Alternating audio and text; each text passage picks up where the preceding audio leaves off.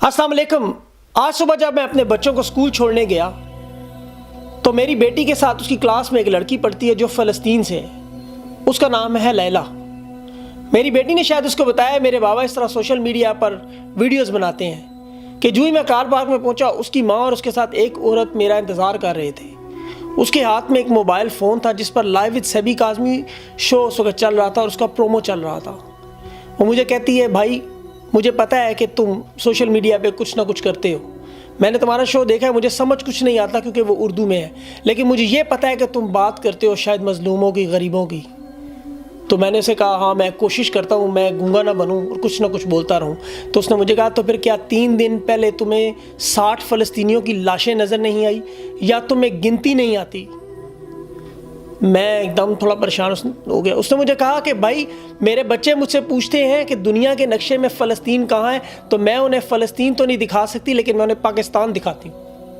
मैं उन्हें दिखाती हूँ कि ये है हमारा पाकिस्तान जिसकी 20 करोड़ आबादी है। ये दुनिया का एक ताकतवर तरीन मुल्क है, इनके पास एटम बम है, इनके पास बड़ी ताकत है। तो मेरे बच्चे फिर मुझसे पूछते हैं तो फिर ये हमारे लिए बोलते क्यों नहीं? आप यकीन करें मेरे पास उसके सवालों का जवाब नहीं था।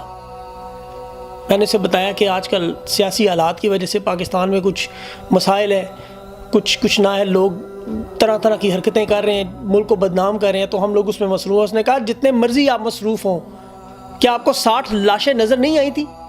पूरी दुनिया बोल रही थी, पाकिस्तान का एक बंदा भी नहीं बोला। मुझे इस वक्त इंतहाई दुख हुआ।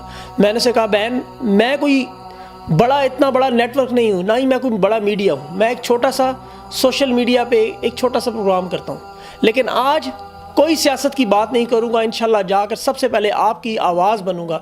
और आप यकीन करें जब मैं उससे बात कर रहा था उस वक्त लाइव विद सभी काज़मी का प्रोमो चल रहा था जिसमें मैं यही कह रहा था कि मिलकर लड़ेंगे उनसे जो हक़ की बात करने नहीं देते।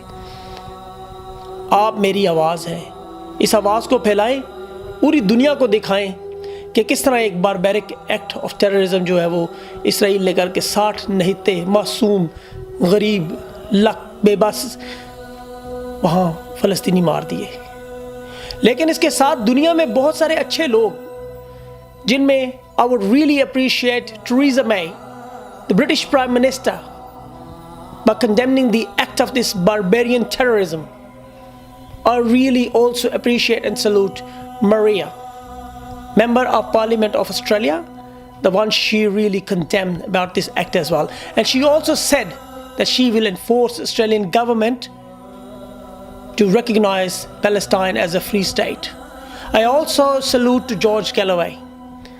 Openly he condemned all sort of terrorism spread by this monster sitting in White House named Donald Trump. And Mr. Trump, shame on you for this barbaric act of killing 60 innocent people.